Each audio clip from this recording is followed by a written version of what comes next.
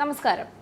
ഇന്ത്യയെ ഇങ്ങോട്ട് കയറി ആക്രമിച്ചിട്ട് സമാധാനത്തിന്റെ കൊടിയും ഉയർത്തി നമ്മളൊന്നും അറിഞ്ഞില്ലേ രാമനാരായണ എന്ന മട്ടിൽ പൊടിയും തട്ടി പോകണമെന്ന് കരുതിയ പാകിസ്ഥാന്റെ മാളത്തിൽ കയറി കൊന്നൊടുക്കാനാണ് മോദി ഉത്തരവിട്ടത്. ചീറിപ്പാഞ്ഞ ഇന്ത്യയുടെ പോർവിമാനങ്ങൾ നിമിഷനേരം കൊണ്ട് കത്തിച്ച് ചാമ്പലാക്കിയത് ഇന്ത്യയെ ലക്ഷ്യം വെച്ച് പാകിസ്ഥാൻ തീറ്റിപ്പോറ്റി വളർത്തി വലുതാക്കിയ മുഴുവൻ തീവ്രവാദികളുടെയും അടിവേരുകൾ ഉൾപ്പെടെയാണ്.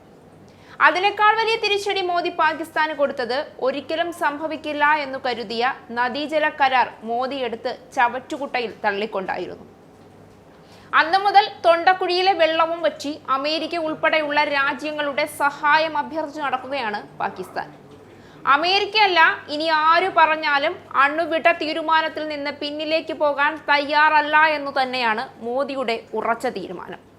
എന്നാൽ അതിനിടയിൽ ഇന്ത്യക്കു നേരെ വീണ്ടും യുദ്ധഭീഷണിയുമായി പാകിസ്ഥാൻ മുൻ വിദേശകാര്യമന്ത്രിയും പീപ്പിൾസ് പാർട്ടി ചെയർമാനുമായ ബിലാവൽ ഭൂട്ടോ രംഗത്ത് വന്നിരിക്കുകയാണ്.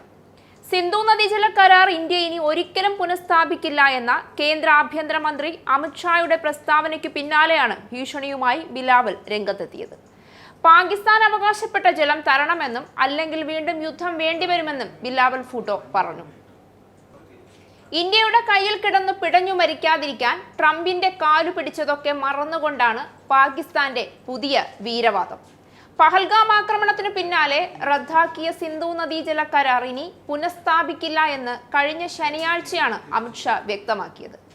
അന്താരാഷ്ട്ര ഉടമ്പടികൾ ഏകപക്ഷീയമായി റദ്ദാക്കാൻ കഴിയില്ല, എന്നാൽ അത് മരവിപ്പിക്കാൻ ഇന്ത്യക്ക് അവകാശമുണ്ട്. രാജ്യം അത് ചെയ്തിട്ടുണ്ട്. ഇന്ത്യയുടെയും പാകിസ്ഥാന്റെയും സമാധാനത്തിനും പുരോഗതിക്കും വേണ്ടിയാണ് ഉടമ്പടിയെന്ന് ആമുഖത്തിൽ പറയുന്നുണ്ട്. എന്നാൽ ഒരിക്കൽ ലംഘിക്കപ്പെട്ടാൽ പിന്നീട് അതിന് നിലനിൽപ്പില്ല എന്നായിരുന്നു അമിത്ഷാ പറഞ്ഞത്. ഇന്ത്യക്ക് അവകാശപ്പെട്ട ജലം നമ്മൾ ഉപയോഗിക്കുമെന്നും പാകിസ്ഥാനിലേക്ക് ഒഴുകിയിരുന്ന ജലം കനാൽ നിർമ്മിച്ച് രാജസ്ഥാനിലേക്ക് കൊണ്ടുപോകുമെന്നും അമിത്ഷാ ഇതിനോടൊപ്പം പറഞ്ഞിരുന്നു. ഇതിനു മറുപടിയായാണ് ബിലാവൽ ഭൂട്ടോ തിങ്കളാഴ്ച പാർലമെന്റിൽ യുദ്ധഭീഷണി മുഴക്കിയത്. ഇന്ത്യക്ക് മുന്നിൽ രണ്ട് വഴികളാണുള്ളത് എന്നും ഒന്നുകിൽ സിന്ധു നദീജല കരാർ പ്രകാരമുള്ള ജലം ന്യായമായി വിഭജിക്കുക, അല്ലെങ്കിൽ സിന്ധു നദീജല കരാറിൽ ഉൾപ്പെട്ടിട്ടുള്ള 6 നദികളിൽ നിന്നും ഞങ്ങൾ ജലം പാകിസ്ഥാനിലേക്ക് എത്തിക്കുമെന്നും ഭൂട്ടോ വെല്ലുവിളിച്ചു.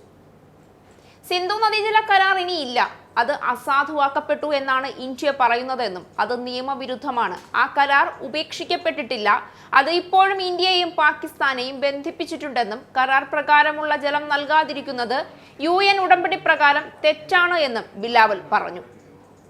പാകിസ്ഥാനെ വീണ്ടും FATFന്റെ ഗ്രേ ലിസ്റ്റിൽ ഉൾപ്പെടുത്താൻ വേണ്ടി ഇന്ത്യ ഭീകരാക്രമണങ്ങളെ ഉപയോഗപ്പെടുത്തുകയാണ് എന്നും ബിലാവൽ ആരോപിച്ചു. ഇന്ത്യയും പാകിസ്ഥാനും പരസ്പരം സംസാരിക്കാൻ ഉദ്ദേശിക്കുന്നില്ല എങ്കിൽ, ഒരുമിച്ചു നിന്ന് തീവ്രവാദത്തിനെതിരായി പ്രവർത്തിക്കാൻ തയ്യാറാകുന്നില്ല എങ്കിൽ ഇരു രാജ്യങ്ങളിലും ഭീകരാക്രമണങ്ങൾ കൂടുതൽ രൂക്ഷമാവുകയുള്ളൂ എന്നാണ് ബിലാവൽ തന്റെ വെല്ലുവിളിയിൽ പറയുന്നത്.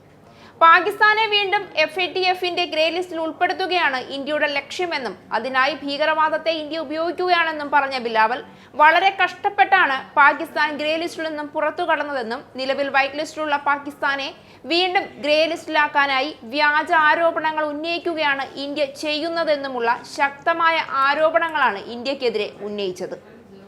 ഇനി എന്തൊക്കെ ആരോപണങ്ങൾ ഉന്നയിച്ചാലും ശരി, മോദിയുടെ ശത്രുതയുടെ ലിസ്റ്റിൽ നിന്ന് പുറത്ത് കടക്കാത്തിടത്തോളം ഒരു വെല്ലുവിളിക്കും മോദിയെ കുലുക്കാൻ പോലും സാധിക്കില്ല എന്ന് ഉറപ്പാണ്.